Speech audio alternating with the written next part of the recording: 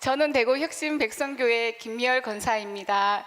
저는 고등학교 때 세례를 받고 혼자 교회를 다녀서 부모님과 함께 교회 다니는 친구가 제일 부러워 교회 다니는 남자와 결혼하길 원했습니다. 정말 신랑을 보고 첫눈에 반했는데 교회도 다니고 부모님도 교회를 다닌다고 해서 신랑에게 콩깍지가 확 끼어버려서 만난 지 5개월 만에 결혼하게 되었습니다.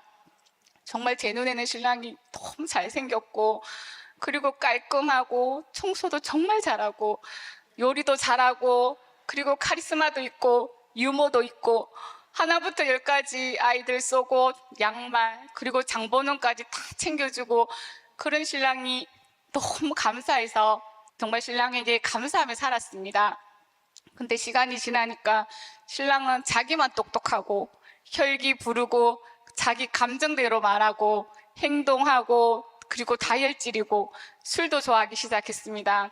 그리고 제가 교회에 있을 때 신랑에게 전화가 오면 제지은 사람처럼 빨리 집에 가야 된다는 불안감에 교회에 있어도 마음이 불안하고 급하고 항상 쫓기는 모습으로 저는 그렇게 지냈습니다. 목사님 설교 시간에 다른 것은 다 양보해도 예배만 양보하지 말라고 하셨지만 저는 영적으로나 육적으로나 힘이 없었기에 예배와 모든 것을 다 양보하면서 신랑에게 맞춰주고 살았습니다. 그렇게 신랑에게 억지로 참고 사니까 내 안에 병이 들기 시작했습니다. 마른 몸이 더 말라가고 정신적으로 피폐해지니까 누가 봐도 마른 장작처럼 생기가 없고 시커멓게 타다 남은 숲 같았을 때 2018년 9월경에 이연아 권사님을 통해서 이순희 목사님의 말씀을 유튜브로 접하게 되었습니다. 정말 목사님의 말씀을 설교와 찬양을 들으니까 메마르고 타버린 장작 같은 나에게 생수를 뿌려주는 것처럼 숨을 쉬는 것 같았습니다. 말씀을 듣지 않는 날은 마른 장작이 쩍쩍 갈라지듯 타는 목마름을 느꼈고 그래서 저는 그날 이후로 유튜브로 목사님의 말씀을 계속 들었고 한 번씩 대구 백성교회 가서 예배를 드렸습니다. 정말 예전에 제 모습은 삐쩍 마르고 얼굴이 시커멓고 눈만 커가지고 길 가면 동남아 사람들이 자기 동족인 줄 알고 말까지 긁고 그랬었거든요. 근데 지금은 이렇게 생수가 넘치고 기름 부음이 넘치는 예배에서 기적과 변화와 치유가 있는 예배를 드리니까 저 많이 예뻐지지 않았나요? 아멘. 신랑이 교인들에게 실망과 상처를 받아서 저 또한 오전 예배만 드리고 교회 활동하는 것을 싫어했습니다. 그래도 저는 신랑에게는 어릴 때 다니는 뿌리 신앙도 있고 새벽마다 기도하시는 어머님의 기도가 있었기에 탕자가 돌아올 것처럼 신랑도 첫사랑을 회복하여 하나님께 돌아올 거라는 소망을 가지고 살았습니다. 그리고 저는 신랑이 나보다 신앙의 그릇이 크기 때문에 내 그릇이 너무 작아서 하나님이 내 삶에 연단하는 것이라고 생각하면서 저는 살았습니다. 그리고 신랑이 부모님의 싸움으로 인하여 힘든 인생을 살았다는 것을 알았기에 아들 하민이에게도 가정 불화인 환경에서 자라면 엇나갈 수 있다는 다중지능 결과가 나와서 아들 하민이에게 대물림하지 않기 위해서 그리고 신랑이 나 때문에 교회 안 간다는 말을 듣지 않기 위해서 저는 신랑과 단 한 번도 싸우지 않았습니다.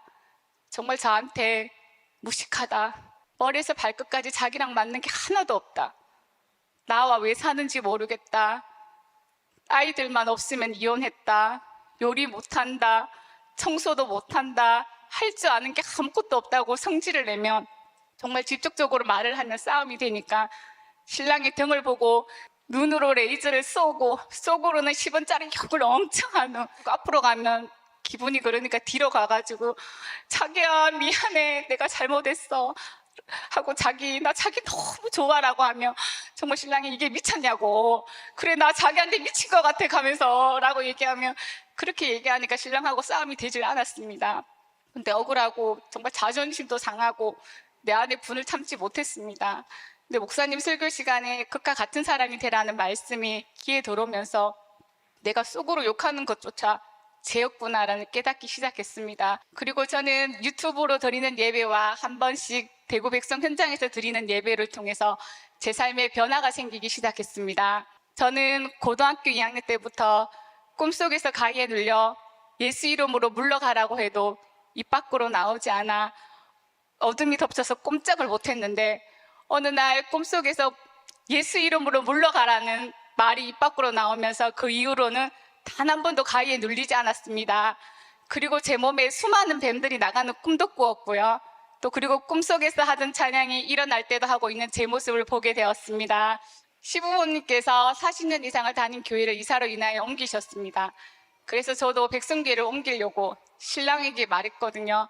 신랑은 제가 백성교회를 가겠다 하니까 집 앞에 있는 교회도 가게 저를 데리고 나갔습니다. 그랬던 신랑이 어딘지도 모르는 백성교회를 제가 가겠다고 하니까 갑자기 흥분하면서 여기 교회도 되고 저기 교회도 되는데 백성교회만 절대 가지 말라고, 미열아 내가 이렇게 너한테 무릎 꿇게 빌게 하면서 정말 저한테 무릎 꿇고 빌더라고요. 제발 백성교회만 가지 말라고 비는 거예요. 그래서 저는 알았어 하면서 신랑 보고 자라고 하니까 신랑은 그날 밤새 잠도 못 자고 코피까지 흘리면서 소파에 앉아 있다가 저를 보더니 야 너는 나를 죽이려고 한다고 막 소리를 쳤습니다.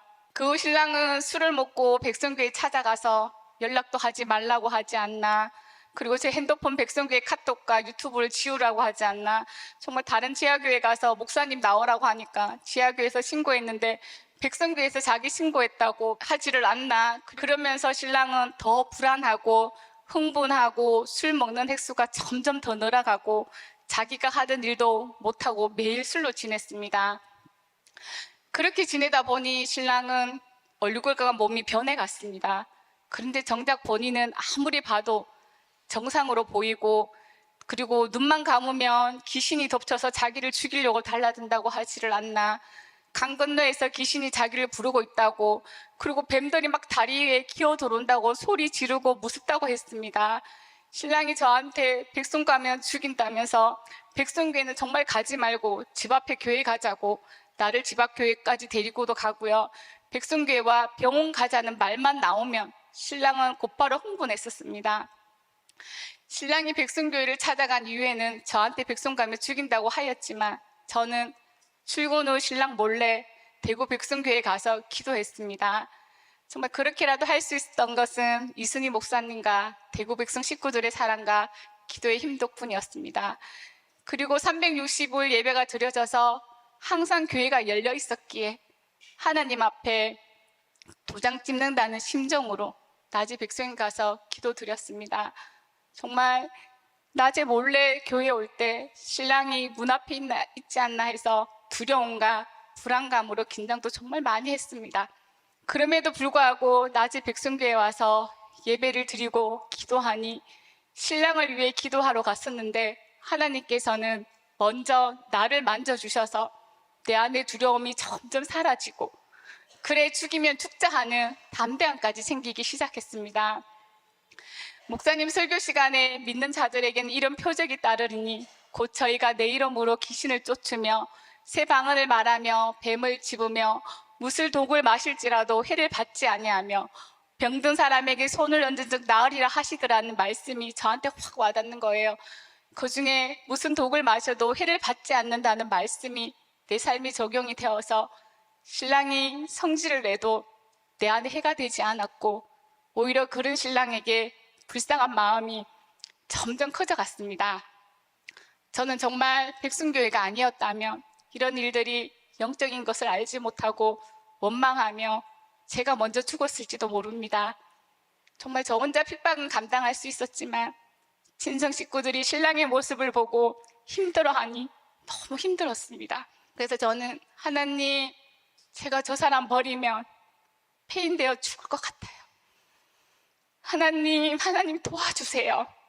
기도하면서 하나님께 울면서 잔 적도 너무 많습니다.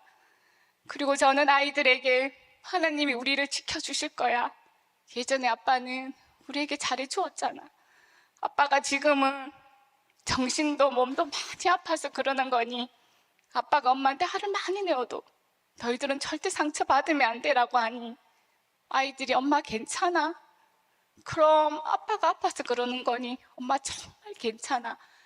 정말 엄마가 괜찮다고 하니까 우리 아이들이 신랑이 하는 행동 속에서도 하나님이 우리 아이들을 지켜주셔서 불안해하지도 않고 두려워하지도 않고 큰 상처도 받지도 않고 고통의 시간을 잘 넘길 수가 있었습니다. 목사님께서 설교 시간에 육의 몸이 있어야 영의 몸이 있다는 말씀을 하셨는데 정말 그 말씀이 마치 하나님의 음성처럼 들려서 하나님, 육의 몸이 있어야 영의 몸이 있는 거잖아요. 하나님, 신랑 병원 갈 수 있게 살려주세요라고 기도하기 시작했습니다. 그렇게 병원 가기를 거부하던 신랑이 병원 가서 치료받는 역사가 일어났습니다.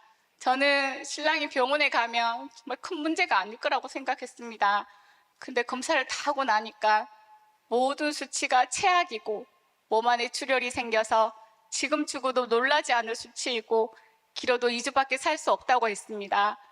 저는 의사 선생님에게 신랑이 살 확률은 몇 프로냐고 물어보니까 1%인데 수치가 내려가는 것인데 장기까지 손상이 와서 이거는 희망이 없다고 하셨습니다. 저는 화장실 가서 엉엉 울었습니다. 하나님, 제가 잘못했어요. 하나님, 신랑 살려주세요라고 하면서 계속 웃는데 제 가슴 속에서 평안을 내게 주노라. 마음에 근심하지도 말라. 두려워하지도 말라. 내가 너와 함께하리라. 참으로 의로운 오른손으로 너를 붙들리라는 말씀과 함께 배 안에서 평안함으로 빵빵하게 채워지는 것을 느낄 수가 있었습니다. 저는 울다가 눈물을 멈추고 하나님, 하나님 감사합니다. 하나님, 신랑 살려주셔서 너무 감사합니다. 하나님, 이제 제 눈에서 흘리는 눈물은 기쁨의 눈물 외에는 절대 흘리지 않겠습니다. 하나님, 감사합니다. 감사합니다 하고 나오는데 의사 선생님이 몸 안에서 치료를 지금 잡지 않으면 당장 죽을 수 있고 마취를 해도 죽으니 마취 없이 치료를 잡아보겠다고 했습니다. 그렇게 신랑은 마취를 하지 않고 멀쩡한 정신으로 치료를 멈추는 내시경 수술을 한 후 몸에서 불이 나는데 물을 못 마시게 하니까 팔에 꼽은 링겔을 다 뽑으면서 집에 가겠다고 난리를 쳤습니다. 의사 선생님과 간호사 선생님에게 물 좀 달라고 애원을 해도 안 된다고 하니까 그럼 물 한 모금이라도, 그것도 안 되면 입술에 물만 죽이게 해달라고 애원하기 시작했습니다. 그때 하나님께서 저에게 부자와 거지 나서로 이야기를 생각나게 하시는 거예요. 그래서 저는 신랑에게 자기야, 지옥 가면 이 목마른 고통이 죽지도 못하고 영원하다고 말하니 신랑이 뭐 영원하다고? 지금 너무 힘든데 라고 하길래 자기야, 회개해. 회개하면 하나님이 사망에서 생명으로 옮겨주신대라고 하니 신랑이 하나님, 회개합니다 라고만 했습니다. 그 60kg 초반이었던 신랑의 몸이 머리에서 발끝까지 복수가 차서 95kg까지 나가고 온몸과 눈이 완전 노랗게 변해갔습니다. 그래도 저는 신랑이 수치만 내려가면 살 수 있다는 1%의 희망을 갖고 백성교회와 시댁 식구들에게 기도 부탁을 했습니다. 이순희 목사님과 백석 식구들이 기도하신다는 내용을 김미리 목사님, 김선조 전도사님이 저에게 알려주셨습니다. 그래서 저는 이순희 목사님과 백성 식구들이 수치를 내려가게 해달라는 기도와 예수님을 먼저 만나 영혼 구원을 위해 기도하신다는 카톡 내용을 신랑에게 하나하나 다 읽어주기 시작했습니다. 그렇게 신랑은 모두의 기도와 기도로 하나님 앞에 진심으로 회개하는 기적이 일어났습니다. 신랑이 울면서 하나님, 제가 잘못했습니다. 제가 너무 악하게 살았습니다. 하나님, 제가 엄마, 누나, 여동생 전도한 거 이 한 가지만 기억하여 저를 살려주세요. 이렇게 회개 기도를 하였습니다. 그러니까 기적이 일어났습니다. 신랑은 좀 몸이 부은 것은 알고 온몸이 항달로 노란 것은 알지 못했는데 회개 기도를 하니까 신랑이 자기 얼굴을 보더니 내 눈과 몸이 이렇게 노랬냐고, 정말 마귀 새끼가 내 눈길을 막았다고 고백했습니다. 정말 의사 선생님이 1%밖에 가능성이 없다고 하셨는데 모두의 기도로 신랑의 수치가 내려가고 있어 간이식까지 해볼 수 있다고 하셨습니다. 우리가 장기식센터에서 간이식 등록을 하니까 알코올로 인한 간경화는 내사자의 간은 기대하지 말라고 하셨습니다. 교수님께서 다시 수치가 어떻게 될지 모르니 가족 간의 간이식이 급하다고 했습니다. 교수님이 가족 간의 간이식이 급하다고 말하니까 아들 하민이는 고민도 하지 않고 교수님, 제가 하겠습니다라고 하자 교수님이 생각해보고 결정하라고 말하니까 하민이가 이런 상황이면 우리 아빠도 저에게 해주었을 거예요. 그러니 지금 바로 CT 검사해달라고 했습니다. 근데 하민이는 CT 조영제 알레르기가 있어서 온몸에 두드리기가 나고 열이 난 적이 있거든요. 그날도 CT를 찍으니 알레르기 반응이 올라와서 응급실에서 조치를 하고 있는데 교수님이 하민아, 알레르기 반이 있는 거 알면서도 했다며 내라고 하니까 오히려 교수님이 하민아라고 했습니다. 신랑이 간이 커서 하민이와 저 둘이서 간이식을 해주기로 했습니다. 하민이는 교수님 찾아가서 교수님, 저만 수술하게 해주세요. 우리 엄마는 몸이 약하니까 제 것만 수술하게 해주세요라고 했습니다. 저는 그것도 모르고 교수님 찾아가서 교수님, 하민이는 어려서 안 돼요. 저만 수술하게 해주세요라고 하니까 교수님이 알코올 환자들은 이렇게 가족들이 간이식을 해주어도 정신 못 차리고 다시 술을 먹는다면서, 근데 둘이 간이식을 해주어도 신랑은 50%밖에 살 확률이 없고 나는 혈관이 고여 있어 예후가 좋지 않다고 했습니다. 저는 하나님께 기도했습니다.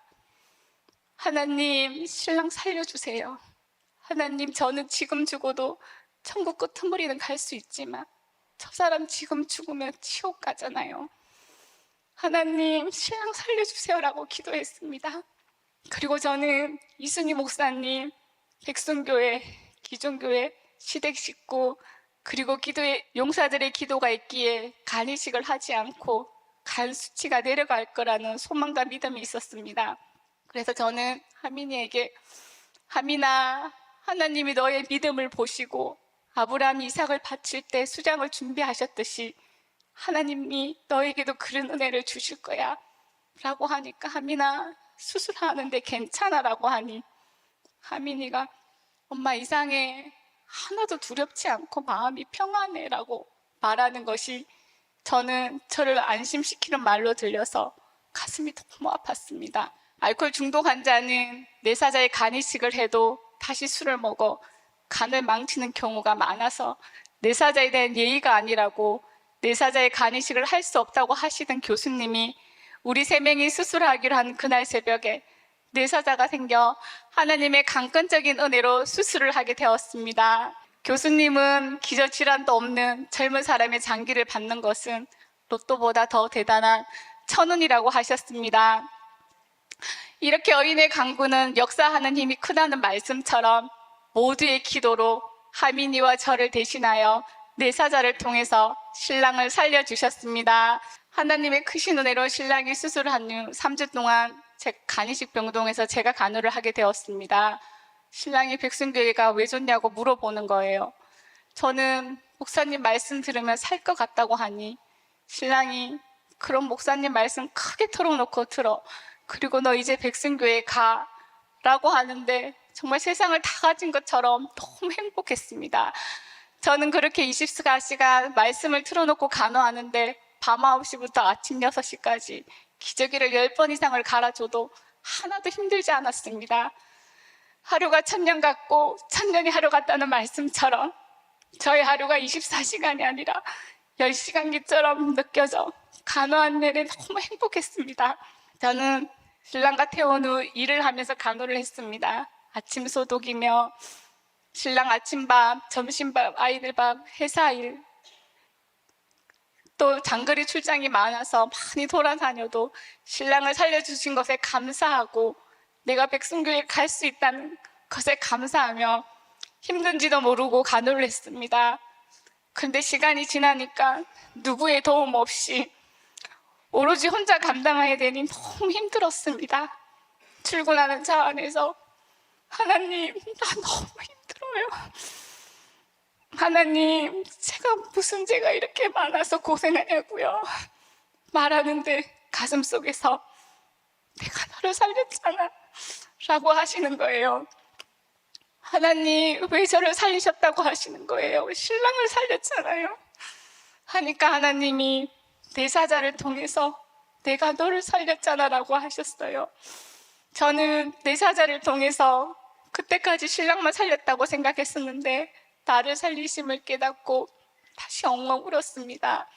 정말 이순희 목사님께서 기적의 하나님, 능력의 하나님, 치료의 하나님을 말씀하시며 나의 하나님이라고 아멘했지만 정말 저는 나의 하나님인 것이 와닿지 않았습니다. 늘 하나님은 신랑만 사랑하고 하민이만 사랑하고 다른 사람들의 하나님이라고 생각했었는데 그날 차 안에서 하나님은 나를 살리시고 신랑도 살리시고 하민이도 살리시는 각자의 나라의 하나님을 깨닫는 순간 너무 행복했습니다. 마음의 즐거움은 양약이라는 말씀처럼 하나님께서 나를 사랑하시고 나의 하나님이신 것을 깨닫는 순간 제 주변 환경은 정말 그대로였지만 제 마음은 완전히 달라졌습니다.